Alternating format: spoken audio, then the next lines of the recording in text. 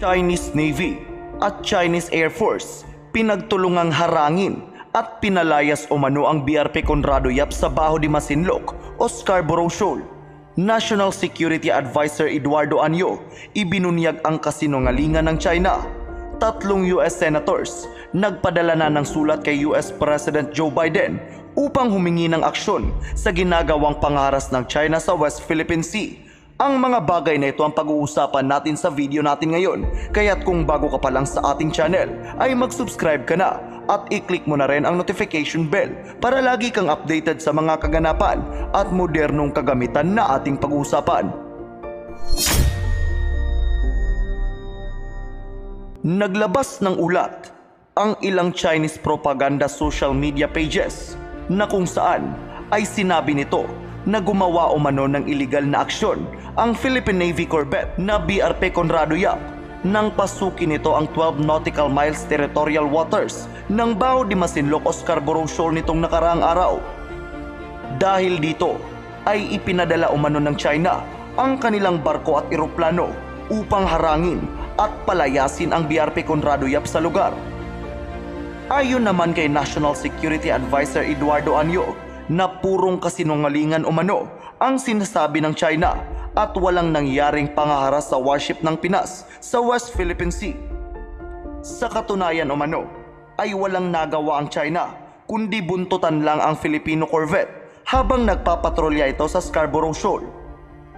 Wala din umanong karapatan ang China na makialam sa pagpapatrolyang ginagawa ng Pilipinas sa lugar dahil sakop ito ng exclusive economic zone ng bansa.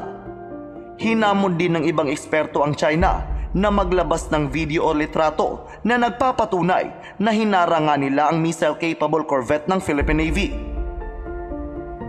Maaaring ang ginagawang ito ng China ay propaganda lamang upang pahinain ang moral ng mamamayang Pilipino, subalit naniniwala tayo na hinding-hindi ito makakatibag sa determinasyon ng Pinoy na bantayan at depensahan ang ating teritoryo. Samantala, matapos ang sunod-sunod na pangaharas ng China sa resupply missions na ginagawa ng Pilipinas sa Ayungin Shoal, ay hindi na nakatiis dito ang ilang mga senador ng Amerika. Nagpadala na ng sulat sina US Senator Rubio, US Senator Wicker at US Senator Risch sa White House upang himukin si US President Joe Biden na gumawa ng isang konkretong aksyon upang pigilan ang pangaharas ng China. Ayon sa mga senador na dapat ipakita ng Amerika na seryoso ito sa Mutual Defense Treaty ng dalawang bansa. Giit pa ng mga senador na ang ginagawang ito ng China ay pangahamon hindi lang sa Pilipinas kundi pati na rin sa gobyerno ng Amerika. Sa ngayon ay wala pang tugon dito ang White House. Ikaw, anong masasabi mo sa gawa-gawang kwento ng China patungkol sa ginawang pangaharang umano sa BRP Conrado Yap sa Baho de Masinloc? I-comment lamang ang iyong sagot sa comment section.